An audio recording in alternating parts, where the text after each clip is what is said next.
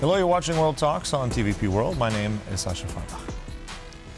The conflict between the U.S. and Iran continues, with Washington carrying out a fresh round of strikes inside Iran overnight Thursday, while the U.S. and Saudi Arabia have also coordinated military action against Iran-backed groups in Iraq. As Benjamin Netanyahu met Donald Trump in Washington earlier this week, we asked if regional tensions continued to rise. Joining us to answer that is Nassim AbiGhanem, Middle East expert at Bard College in Berlin. Good to have you with us. Welcome. Good morning. Thanks for having me. So, exactly addressing that question, we've had fresh strikes by the United States, tit for tat or something more. Let's just get a quick soundbite of a spokesperson, deputy spokesperson of the United Nations, to kind of set the stage here. Let's roll that now for you and our audience. The one thing we don't want to see is any expansion of the conflict. So having more parties involved in the fighting, having the fighting spread to a larger number of countries, all of these are adverse developments and could get us into a much worse situation even than before. Worse than even before. We have these combined Saudi and U.S. strikes in Iraq. Further strikes by the U.S. on Iran as well earlier on Thursday morning. Is this now something that is spreading to the wider region? Well, to answer that question briefly, I would say it's always a question of yes and no to that, because the allied proxies, so to speak, for Iran in the region have always been present for a long time now. That was including in the Houthis in the Yemen, Hezbollah in Lebanon, and of course the popular front in Iraq. And if we look back, this war has Iran would use these different levers at different points on top of the Strait of Hormuz, of course. Back in March 2026, the Hezbollah of Lebanon was the to be used, especially because Israel was involved in that conflict with the joint airstrikes from Israel and the US. This time around, while Israel sits on the sidelines, or at least until now, it seems that the other proxies in the region have been woken up, and that was the one in Iraq, which targeted the American troops, and also potentially, but they were intercepted, the oil refineries in Saudi response. So it will always be a situation of, yes, this could quickly go out of hand. To answer your question, could really go out of hand and have more parties involved very quickly. But it could also be similar to before, where a little bit of messages being sent of new fronts that could be opened, but then wouldn't get out of hands and stay in control. But it's certainly a situation that could escalate quite quickly. Mm-hmm. But it's also interesting in terms of, if we look at it, I mean, this is something that some people will say, well, the Saudis have now gotten involved, but they didn't strike Iran directly. This happened in terms of a proxy target in Iraq. So is this still the Saudis saving face, or does this maybe look like a prelude to something more? Would you see them, let's say, involved on a bigger scale? Yeah, so the Saudi Arabians have two perhaps main concern over the past year or so with this war ongoing. And the situation has always been for the Saudis to sit on the side, try to maintain some sort of communication with Tehran, and ensure that their oil exports are still ongoing. While the Strait of Hormuz was blocked, the Saudis used the Bab el-Mandeb route, which is closer to Yemen. And if we recall together a couple of days ago, this was also struck by the Houthis.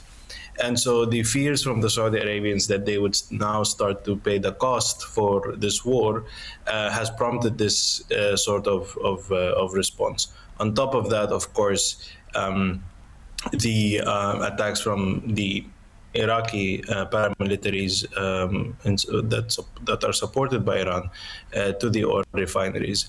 So it seems more, I would want to say that it seems more of the Iranian drag in the Saudis there. And while the Saudis do not wish to do that, they want to protect their ability to export the oil and continue as possible, because that has always been a major geopolitical concern for them. So we need to see how that develops. But as long as these are protected, then the Saudis may want to back down. Them being involved directly with Tehran is, as long as there's no drones launched from Tehran directly into Saudi sovereignty, I don't think would be on the table. And it's also worth noting, I mean, if we look at Saudi Arabia and Israel, they lack a formal diplomatic relationship. But at the same time, both countries very close militarily to the United States. Is this sort of the beginning? I mean, I don't want to get into the Abraham Accords, but at the same time, is this sort of a beginning of an informal coalition? Do you see them more connected to the United States? And I mean, looking also at Netanyahu's visit in the United States just earlier, a few days ago. Yeah, true. And the Minister of Defense was also visiting yesterday in Washington, and the kind of two visits overlapped for at least on Wednesday. So there seems to be some sort of coordination, even though it's not formal. We could also go back and recall the potential nuclear program that the Saudis have gotten a quasi-approval from the US, and then was conditioned on joining the Abraham Accord. That seemed to have the then took a step back. There's a political cost on the domestic and the interception and the interpretation of Saudi Arabia joining the Abraham Accord without actually getting any interest for the Palestinians and not just for the Saudi Arabians. So they're a bit reluctant in going that far. But of course, in terms of the security coordination in the region, there seems to be good allyships and overlap, and the coordination continues to be with what we call like the vertex of this triangle being the US. Mm-hmm. But at the same time, we know that there are these strikes ongoing. It's generally been Israel and the United States against Iran directly. Now with this, let's say, first movement by the Saudi Arabians, do you see other Gulf players? I mean, many of them armed, heavily armed, they have the capabilities, the modern equipment. Do you see this at all? It reminds me of this UN Security Council, I think, resolution that ended up failing, I think, proposed by, I think it was either Bahrain or Qatar, exactly about this. Do you see any kind of more movement towards the Gulf states now actually being part of this conflict more on the American side? Well, so there's again, if the attacks on the Gulf states continue, that might prompt them to sort of resort to that. They've resorted previously in the first part of this year to just intercept, but never retaliate in any shape or form.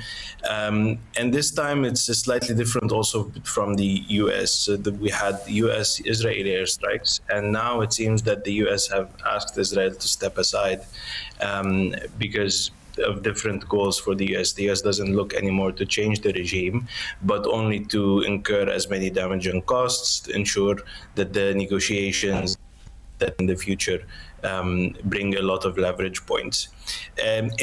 Under such circumstances, yes, it's very possible if the sovereignty of the Gulf states continue to be violated, that they might join, especially because they would be limited airstrikes and with an objective of just weakening the regime and their aerial abilities to attack the Gulf states. They would not want to join, in my analysis, they would not want to join into something that would drag their feet into an open-ended war, but more of a war that could just bring about a better security for the region and more targeted attacks only. And one more thing, if we can just scale it out a little bit more, I want to ask you another question in terms of other powers. I mean, looking at Russia, apparently there's an intelligence link helping Iran target certain facilities. But at the same time, let's talk about China for a moment. There is a particular report, I think this ran on Reuters about 24 hours ago, claiming apparently, if it's confirmed, that the Chinese are going to be supplying 300 to 400 man-pads, so these shoulder anti-weapon system, missile systems, to the Iranians. I mean, if that's true or not, like how do you see this play out? Is this something that also changes the balance? Would Beijing continue to be involved in this? I mean, how does this change the say the regional and wider angle of all this? In terms of the military, these support is more symbolic than actually effective in terms of military interception. They will, of course, help in some shape or form, but not tragically change the course of how things are going. However, it does signal something new, where China has always been with the slogan of not interfering in anyone's domestic affairs or in the conflicts of the region, always, at least also symbolically, attempting to demand diplomatic solutions. And if you remember, at the beginning of this conflict, also trying to launch its own diplomatic track to kind of get these different warring parties together. If that turns to be true, these reports turn to be true, then China has taken a step into no longer being that kind of mediating and non-intervening actor to an intervening actor, and actually a one-sided actor in that case. And that would just signal a different kind of posture for China going forward, which may not have military impact directly in that region, especially with this kind of support, but it would signal the intentions of the Chinese going forward in Far East Asia, if we think about situation in Taiwan and other words. So it's certainly a dangerous shift in the foreign policy of the Chinese government. That is for sure. Yeah. So a warning by the United Nations, warning against this becoming an expanded regional conflict. Let's see if that's heeded by the Americans and by the Iranians. We'll analyze that at a later stage. But look, thanks for joining us today, Nassim AbiGhanem. Thank you so much from Bard College, Berlin. And thank you for watching World Talks, but do stay right here on TVP World for more news and commentary. Goodbye.